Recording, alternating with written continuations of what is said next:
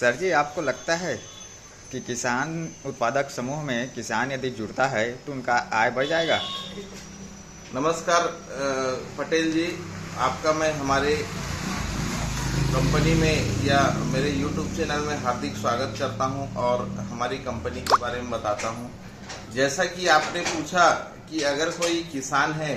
वो हमारे कृषक उत्पादक कंपनी में जुड़ता है तो आय बढ़ जाएगा क्या, इस तरह का आपका प्रश्न आया है। तो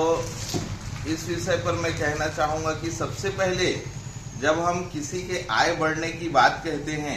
तो आय बढ़ने के लिए हमें व्यापक तैयारी करना होगा।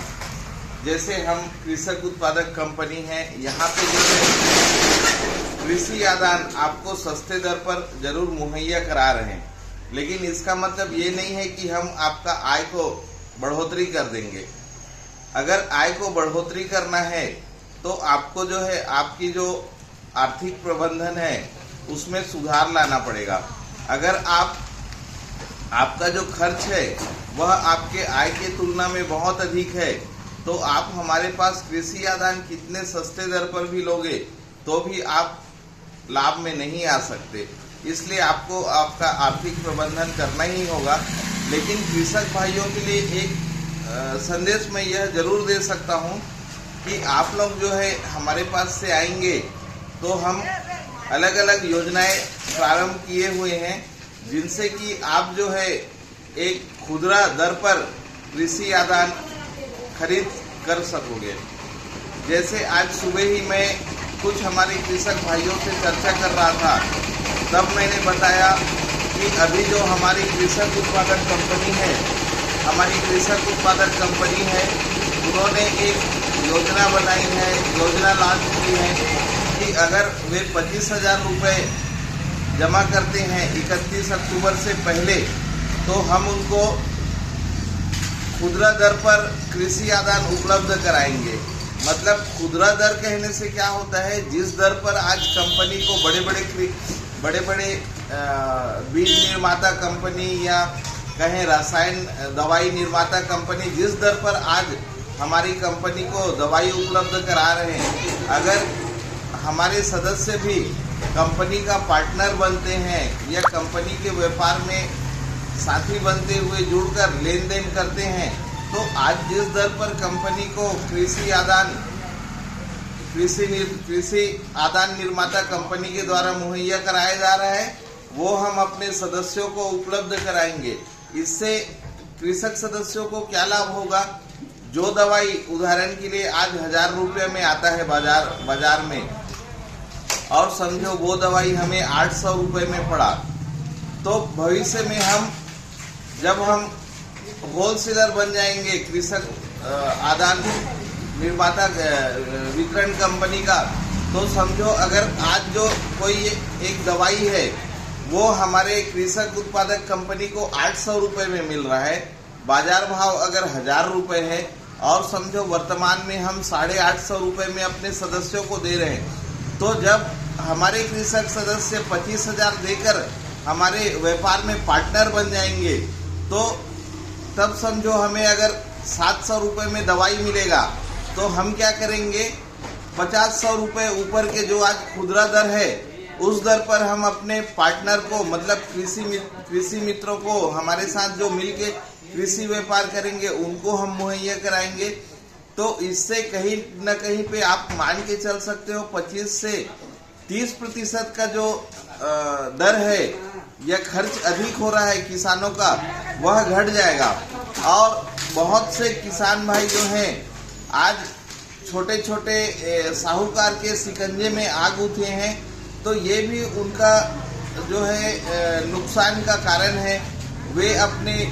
जो धन को है सही उपयोग या सही नियोजन नहीं कर पा रहे हैं। उन लोग क्या करते हैं, जैसे सिर्फ कई हमारे किसान, तो मुझे दुख लगता है कि सिर्फ धान पर आश्रित है। आज जो है मेरा महासमुंद जिला है हमारा, वो महानदी के तट पर बसा है। यहाँ पे संसाधन या पानी के स्रोत की कोई कमी नहीं है। तो सबसे पहले तो मैं कहना चाहूँगा कि किसान भाइयों को धान को छोड़ के भी पशुपालन, सब्जी के व्यवसाय पर भी थोड़ा ध्यान केंद्रित करें। इससे साल भर उनका आय बना रहेगा उसके अलावा जो मैं रोज बात करता हूं किसान भाइयों से कि उन लोग उधारी पे ज्यादा आश्रित रहते हैं। जैसे मैंने कुछ देर पहले ही कहा कि जो किसान हमसे नगद में दवाई खरीदेगा, अगर उनको 700 रुपए में हम दवाई मुहैया कराते हैं न्यूनतम दर पे, अगर वे उधारी में बाजार में खरीदने जाएंगे तो वो कहीं ना कहीं 850 से 900 रुपए में भी वही दवाई मिलेगा। ये बात किसानों को भी पता है, लेकिन चूंकि उन लोग सिर्फ एक धान आएगा तब उसको बेच देंगे, सिर्फ ये मानसिकता बना के रखे हैं, इसके कारण ही उन लोग साहूकार के शिकंजे में कूद गए हैं, या कहे बड़े बड़े कृषि आदान विक्रेताओं या बड़े बड़े कृषि केंद्रों के शिकंजे में कूद गए हैं और वे उससे निकल नहीं पा रहे हैं। तो ये सभी चीजें न सिर्फ सरकार के लिए बल्कि एक कृषक उत्पादक कंपनी और एक हमारे परिवार के नाते भी मेरे लिए बहुत दुखद लगता है। मैं चाहता हूं कि कैसे भी करके हम अपने किसान भाइयों को समझाएं कि वे लोग उधारी में लेन देन बंद करें और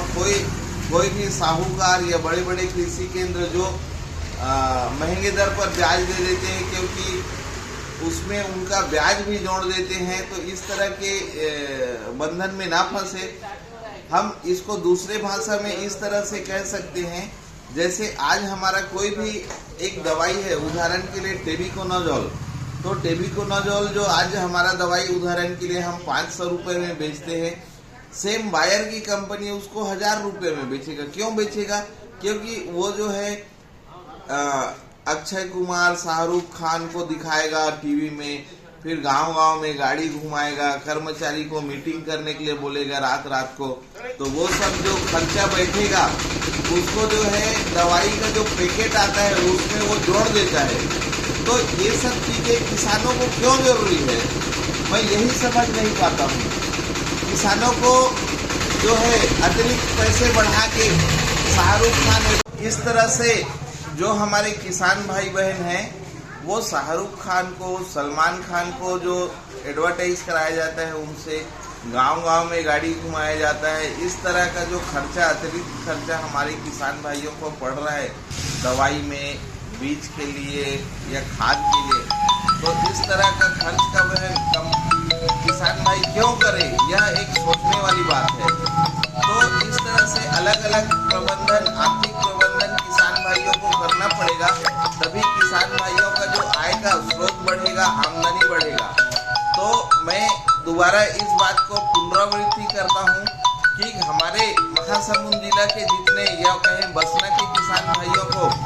अपने आय का स्रोत बढ़ाना है